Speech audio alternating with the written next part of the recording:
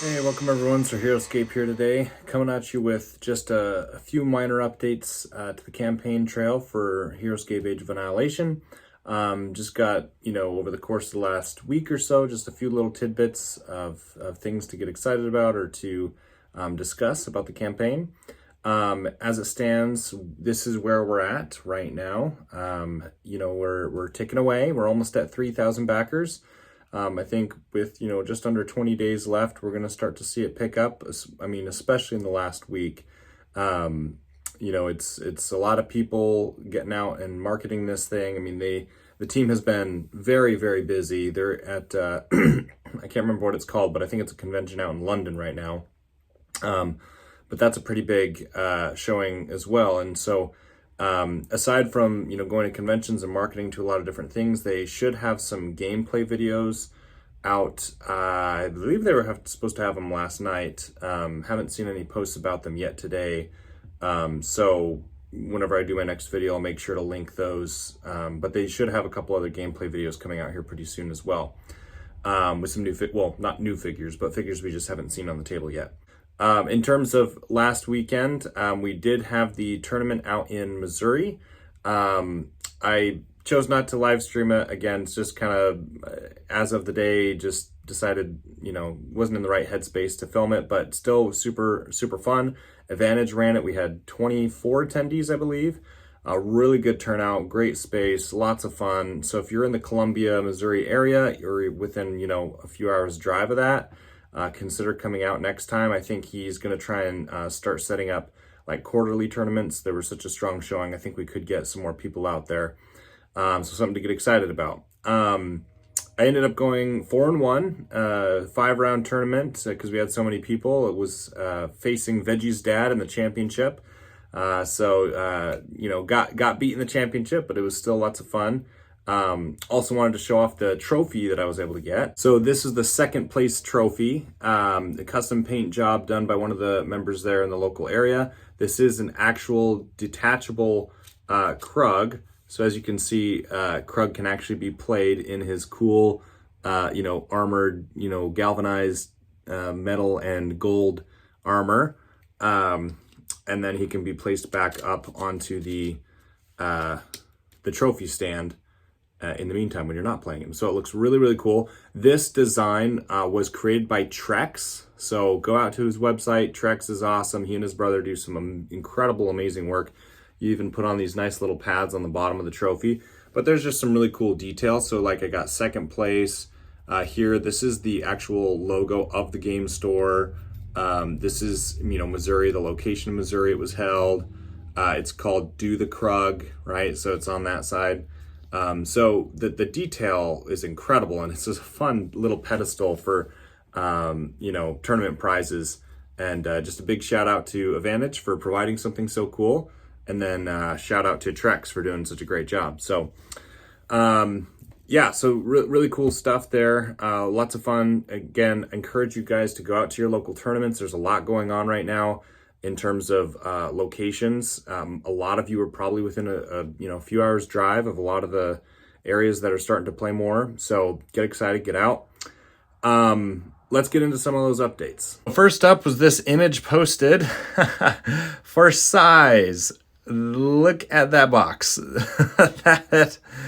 that box is massive. So I don't know who that is behind there, but they are holding this box, which is as large as or larger than the entire torso of this human.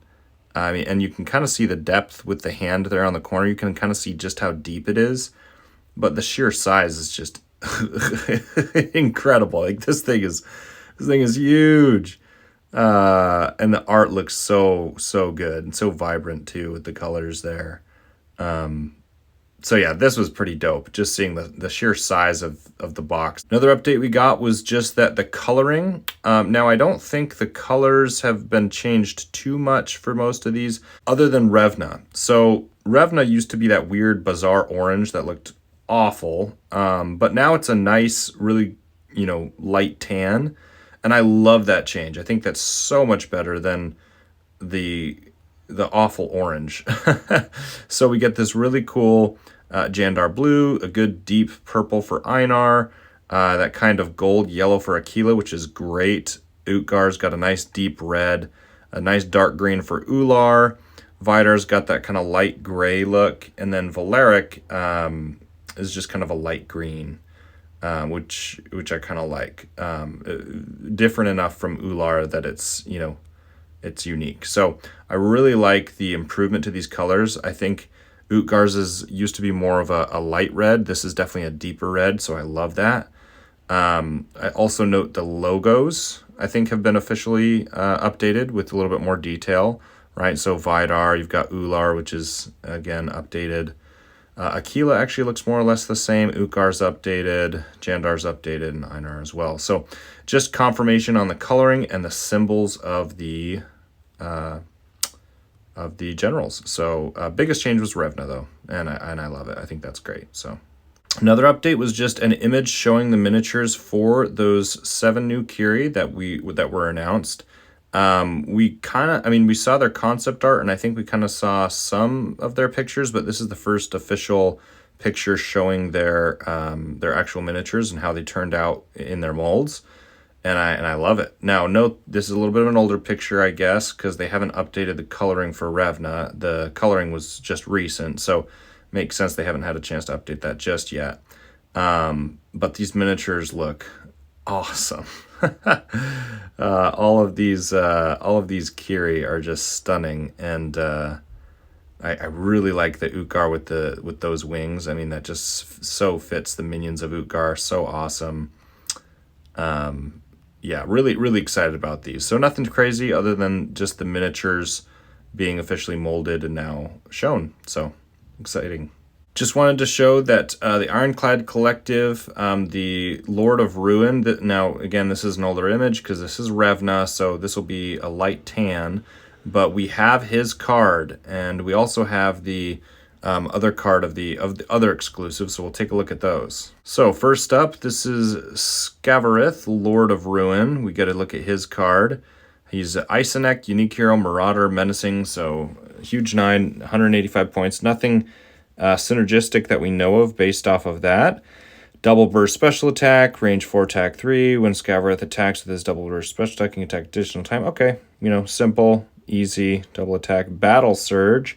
After taking a turn with Scavarith, you may reveal an X order marker on this army card to take 1 additional turn with Scavarith. You cannot use double burst special attack on that turn.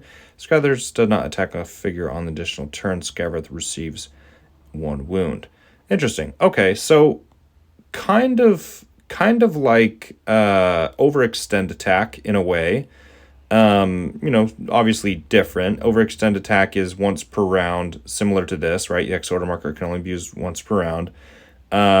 You get wounded automatically to take the turn. This isn't an automatic wound, but if you don't attack a figure, then it is, right? So, like, you can use it to develop him fast out into the battlefield and take a wound to do it, or you can just use it once he's engaged in combat to get a double attack, basically. So actually pretty neat, because you could do turn 1 with the double burst special attack. You could get 2 attacks off. Then you could reveal the X, and then you can't use the double burst, but you could just do a normal attack of 5, which would be pretty sweet. And his stats are great. Life 7, move 5, range 1, 5 attack, 4 defense. I mean, just pretty solid stats. I mean, for 185 points, I mean, you're paying a fair bit for the point or for the stat line there, because double burst isn't anything special. I mean, it's okay.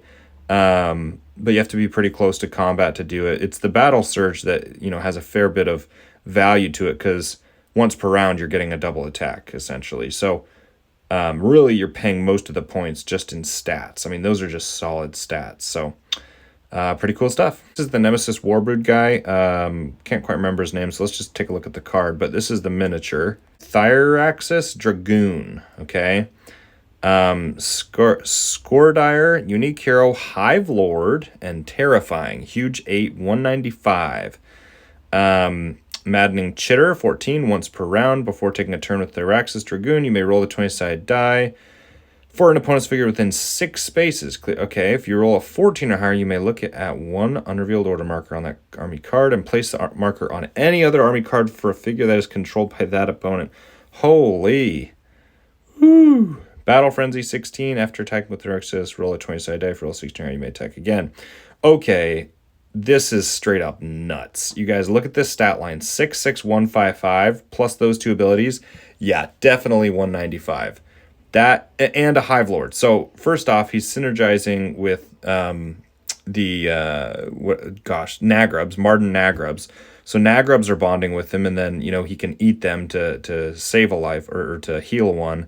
But Maddening Chitter, you guys, that's nuts. Okay, I mean it's once per round, so it's not overpowered. But gosh, it could change the course of a game. Overall, just really solid, because if you're going up against a bonding hero or a bonding squad, you can pop off an order marker and throw it on some random filler hero or something, and just totally screw over one turn. I mean, that's awesome. And then on Battle Frenzy, that's we know how that one works. That's on the Frost Giant of Moor, so you don't really bet on getting that one, but when it happens, it's great. And then obviously the stat line is just great at 66155. I mean, lots of high attack potential, the defense 5, life 6 is great for sticking around and locking things up. The movement 6 is solid, and then obviously just the fact that he's bonding with Nagrubs to heal and then to get in the way. And Nagrubs are cheap, 30 points. So, you could have a solid army with this guy. I'm actually really excited to try this out. This guy with Nagrubs might end up being a solid pick for one of my favorite setups. So, exciting stuff. And finally, we have one of the first released scenarios that they released on the campaign. They say the wait is over. You can now journey back to Valhalla. This is just kind of, announcing it. There's nothing specific to read there, but this just shows the map setup. So it says Player Creation 1 is the scenario title here on the top left. They show how to set it up on level 1, and then they show the additional terrain. We'll read about that in a second. They show the start zones and then the glyphs. On the top there, it says Game Scenario, Master Guide, Quick Play, 1 and 2 players. Simple goal, destroy all your opponent's figures. You place the glyphs power side up. 2 players, 400-point armies, and you start in each zone, and you pick your own pre-made 400-point armies. Now, the thing it talks about here is the special rules. After you've placed your armies and before you begin, you get to place additional terrain on the battlefield. You roll a 20-sided die. The higher roller places 2 pieces of terrain first, and the players take turns placing 2 pieces of terrain until all the additional terrain is placed. Terrain cannot be placed on the starting spaces or glyphs, or it would create an overhang. When all terrain has been placed, the battle begins. So it's a 10-round game, or until you kill all of your units, and then the add to the creation variant here at the bottom just mentions that you can use any or all terrain you own, or however much terrain you want to. So thoughts on this? It's a nice basic scenario, but it's, in my opinion, it's not really a scenario. Like in my mind, I thought they were going to release more like scenario campaigns, right? For storyline type stuff. So I'm not terribly excited about this. In fact, I'd say this is pretty lackluster. When I was looking at this, I was just kind of like, lame. And I'm just being honest. It's pretty basic, and that's fine for new players. A new player can look at this and understand and figure it out, and there's a certain level of fun, I guess, for a new player who can help build the map while they're playing or prior to playing. But this is just going to turn into a two hills game for players that are really good or players that know how to play. They're just going to build on the, right in front of each start zone. So the middle is just going to be flat and empty. And then they're just going to pick ranged armies and, or say, hey, come and get me type of thing. So not particularly good for competitive players who are looking for a little bit of fun and variation in terms of campaign or scenario-based battles. I think this is really just for beginners who have never played, which again, I guess is fine, but would have hoped for something a little bit more engaging to start off when it comes to scenarios. So anyway, that's a hot take on my opinion for that.